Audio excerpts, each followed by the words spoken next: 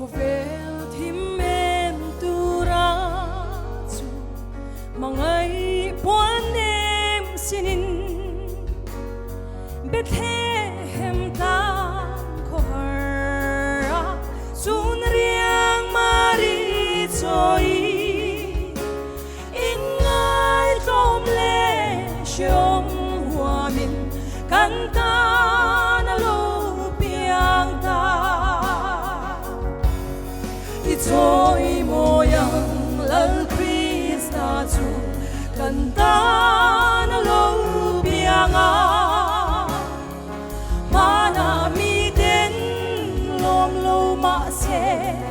kainin ni lo mangu kan nei song ne na lo piana Bethlehem mi pana Rinna thain valengin Bethlehem suanila Vafang ila laliswa Kanta na piana hu Suta berang putenen swa Fakla kan rem vena Ito'y moyang lal Krista chu kanta na lo pianga mana mi den lom lo ma se kainin ni lo mangu kan nei song ne na lo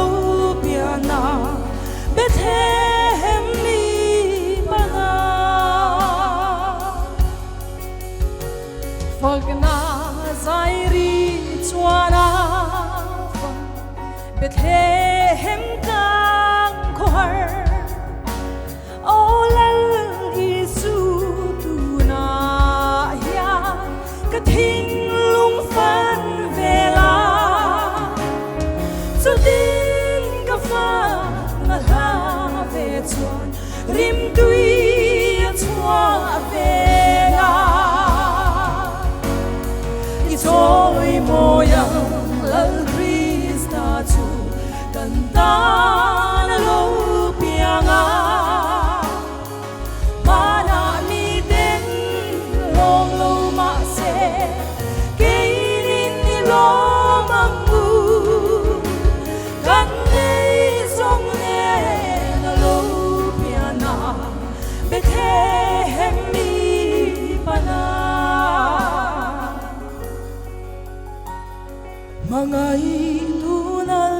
lo la Kathin lung ron lo la Kay manang lo cheng la Kamit min ti var la Din Bethlehem nào lo piang chu Ka lo mu fiat hey ya Ito'y moyang lal Krista chu kanta na lo pianga mana mi den lom lo ma se kainin ni lo mangu kan nei song ne na lo piana Bethlehem mi pana Kan nei song ne na lo piana